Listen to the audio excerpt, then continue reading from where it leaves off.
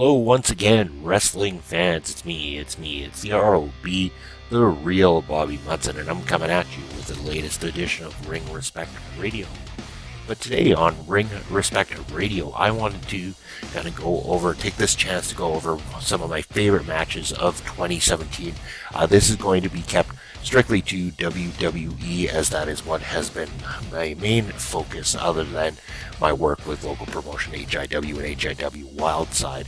I do watch other wrestling events, so don't get me wrong, I have gone in and checked out some New Japan, some Ring of Honor, stuff like that. I try my best to keep up with it. I've also checked out some Impact shows and some other smaller promotions, also, stuff within Canada as well too, so Smash Wrestling, I've checked them out as well too. So I have seen quite a variety of matches, but for today's purpose, I'm going to stick to WWE. But yes, I mean, there's no doubt that a lot of New Japan fans, and rightfully so out there, that, of course, Kenny Omega versus Okada is going to both times make the list for almost anybody who's a wrestling fan. I mean, they were spectacular masterpiece matches, just proving what both those two guys are capable of. Or once again, I'll just reiterate that for the purpose of this particular show, I am keeping everything to strictly being WWE focused, so this will be my top 10 list of WWE's best matches. And quite a year for the WWE. I mean, a lot happened this year, and I think some people seem to forget at times how much has actually gone down within this year, within WWE. I mean, we're talking, we had the return of the Shield, and not just two-thirds of it or anything like that. This was a full-on Shield reunion that has recently happened in the WWE. We had the total madness and chaos of that TLC match. Some people loved it, some people didn't. I personally thought it was quite enjoyable to see a very chaotic match within the confines of WWE as of late. The fact that they don't give us one all the time allows them to kind of play with it, give it to us every once in a while, so we get more excited about it. So yes, was it a phenomenal match in terms of the skill? No, but it was a memorable one and an interesting one to watch because it was different than what they were doing as of late. So it was quite nice to see something that changed the pace. I personally enjoyed it. I understand a lot of people didn't, and that is perfectly okay. It's all down to opinion. That's the great thing about being a wrestling fan, is we are entitled to opinion about what we like and what we do not like. We also saw the rise of Braun Strowman this year, a man who is becoming a very quick name in the industry, becoming a star, and definitely somebody that we're going to be looking forward to in 2018, pending that everything keeps going the right direction that it is. We hopefully will continue to see that star rise for Braun Strowman in 2018.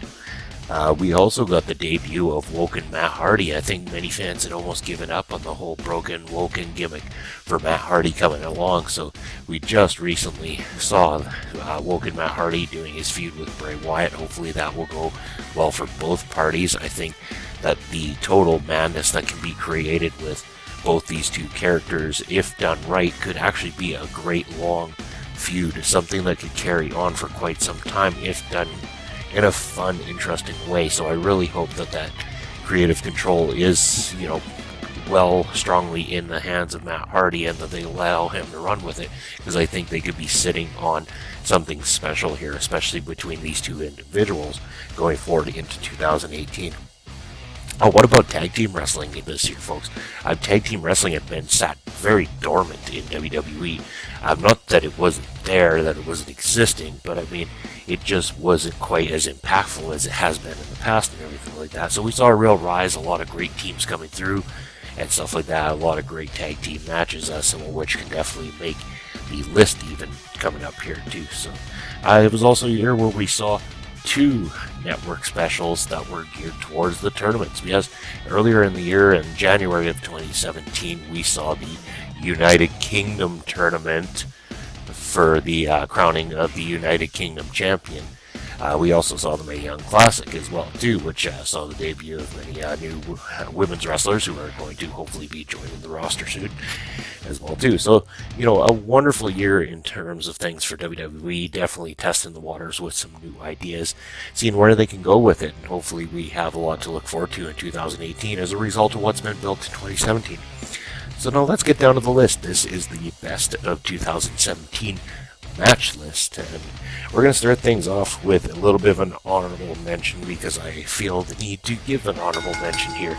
This honorable mention is going to go to Charlotte and Natalya for their recent match that took place on SmackDown Live. I think that the only thing that hurt this match from not maybe going a little bit further or, not quite being on par with, say, their NXT women's match from years ago is the fact that, the television time limitations didn't help. I mean, if they could have gone just, a tad bit longer on a pay-per-view or something with this exact finish and everything like that, I think these two are just, they're spectacular in a ring. They got a good chemistry together.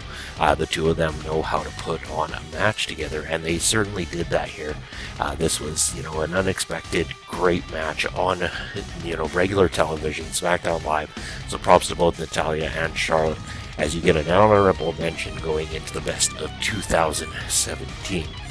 So what was the number 10 selection on my list? Number 10 is going to go to Roman Reigns and Braun Strowman. This was a feud that could be, arguably the best feud of the entire year.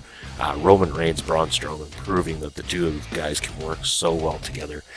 Fantastic chemistry inside that ring when working with each other. And, not only did this make Roman Reigns a way more interesting character, it also allowed Braun Strowman to really rise in such a great way. These two helped build each other up, and that is the whole point. You want to help you and your opponent, especially your friends in the industry, help get over.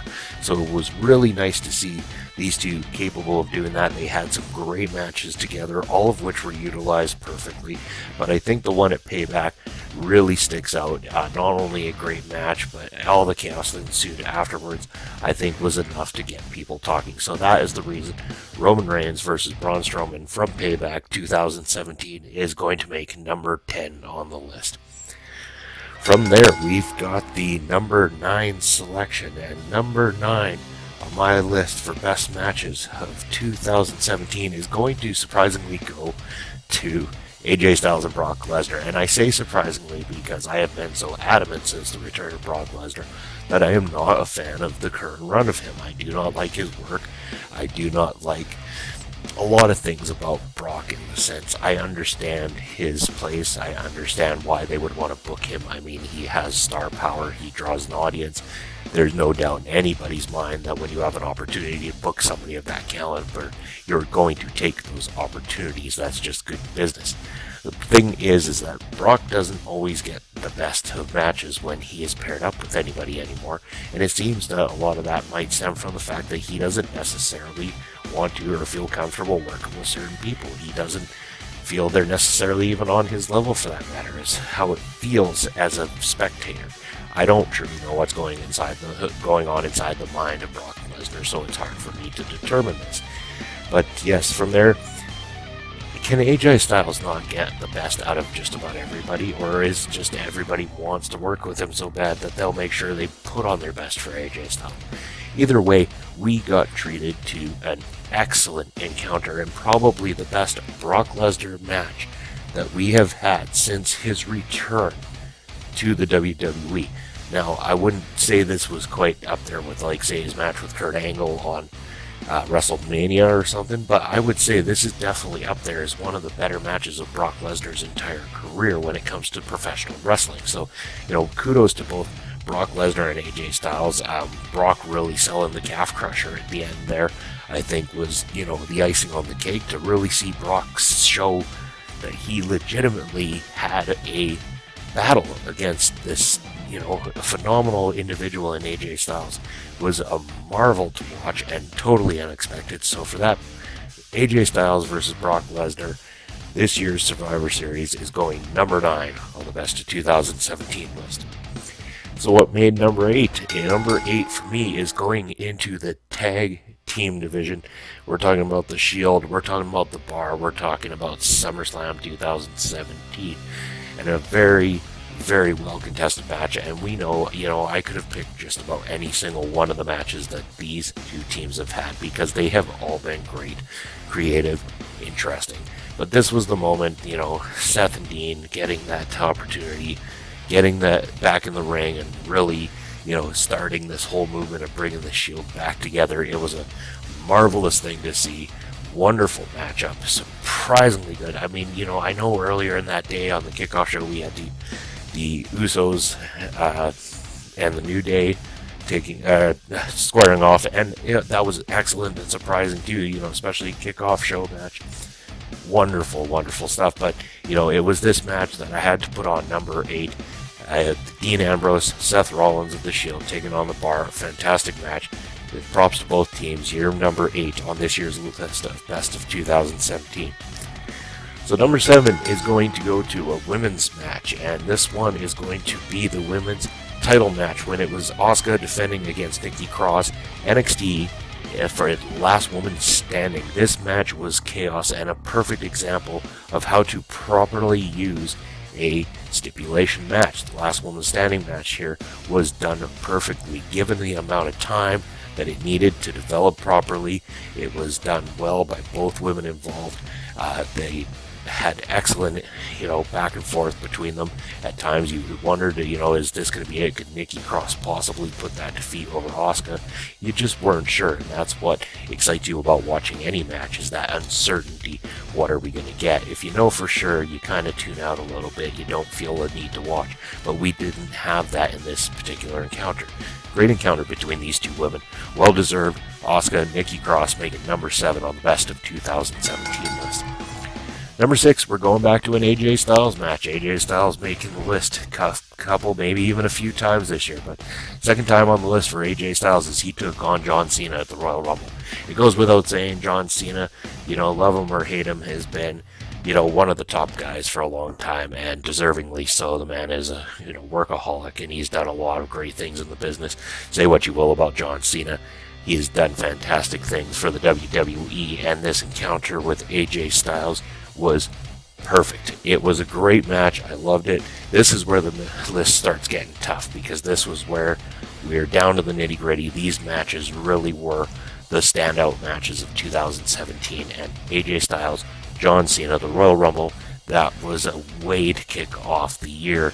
And the fact that after a whole year, you guys are still holding one of the top spots on anybody's list, or even being thought about in anybody's list when it comes to the best matches in WWE and the best matches in pro wrestling of 2017.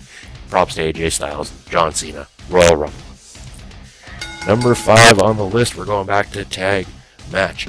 Yes, Hell in the Cell. It was the New Day versus the Usos, and once again, talk about using a stipulation properly. This is how you use the stipulation properly.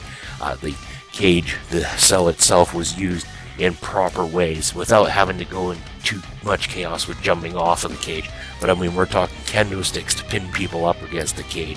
We're talking every little weapon you can think of. We're talking moves that just looked brutal here. This was an all-out war, the exact reason that Hell in the Cell was created. One of the best modern-day Hell in a Cell matches, but also one of the best matches, period, of 2017. This, again, where it starts getting tough. I mean, this match very well could have been higher up the list, but it was really, really difficult when selecting these matches at this point on the list. So number 5, New Day, Usos, Hell in a Cell, fantastic. Number 4 is going to go to the NXT War Games match itself. I know some people have a little bit of beef with it, the rules change and stuff like that. And at first I was not too sure of it. Never really grew up much with watching NWA, so I'll admit that. Did watch some WCW, so I was slightly familiar with the latter War Games matches and stuff with WCW, but not the earlier ones. Took a chance to go back and watch them, and absolutely loved the War Games concept, the War Games match itself. Yes, there's a lot going on, but you know what? It still keeps your interest. It's very entertaining, and it's very chaotic, and that's exactly what it needed to be. That's exactly what the NXT version managed to do. Whether there were slight changes to the cage, the rules, whatever. Things adapt in wrestling, things change in wrestling. This is NXT's version of the War Games. Other promotions have used War Games like matches as well too. Their rules might not be the same as what the NWA or WCW used. That's just the way it goes in wrestling, you guys. But this match was every bit what it needed to be. It was total insanity, total chaos, the right selection of people involved in it. I mean, there was moments that you are not going to forget. It was incredible. Everybody If you have not seen NXT War Games, I don't know why you haven't at this point, but the whole card was great, but this was the icing on the cake. The War Games match itself, absolutely superb, and that for that reason, number 4 on my list of the best of 2017. Moving on from there, it's going to be the number 3 match, and this one for me was Finn Balor versus AJ Styles TLC match. The unexpected match that happened as a result of Bray Wyatt's absence, not being able to compete, so AJ Styles making flight, I believe from Argentina if I'm not mistaken, flying straight out to the States in order to be able to compete on TLC against Finn Balor in an inter-promotion match between Raw and SmackDown. And once again, what a match, one we weren't expecting to get. This was a dream match on paper for these two former Bullet Club leaders, especially to square off in a WWE ring with each other. You could almost say it was a little too sweet. Yes, this was a fantastic match and deservingly to be on top of anybody's list from this year, because these two know how to work a wrestling ring. People have complained about Finn not being great in promos and stuff like that, but that's beside the point. When it comes down to just getting inside the ring and telling a story inside the ring, these two managed to pull it off better than just about anybody this year, and that is why they make number 3 on my list, AJ Styles, Finn Balor TLC. Number 2 on my list is going to go to another match from the War Games event, and that was Aleister Black versus the Velveteen Dream. Aleister Black has been absolutely superb since coming to NXT. I have loved his work. I love his gimmick. I love everything that the man offers.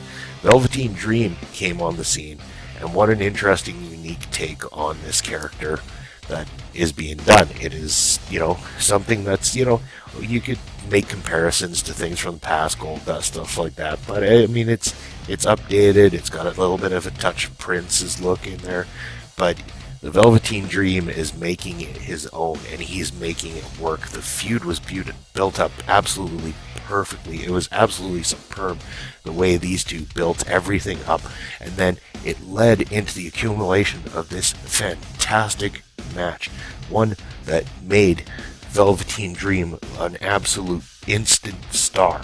Aleister Black already had that star power. Velveteen Dream now has that star power. Now people are talking about the Velveteen Dream, and they're going to be looking forward to the Velveteen Dream in 2018.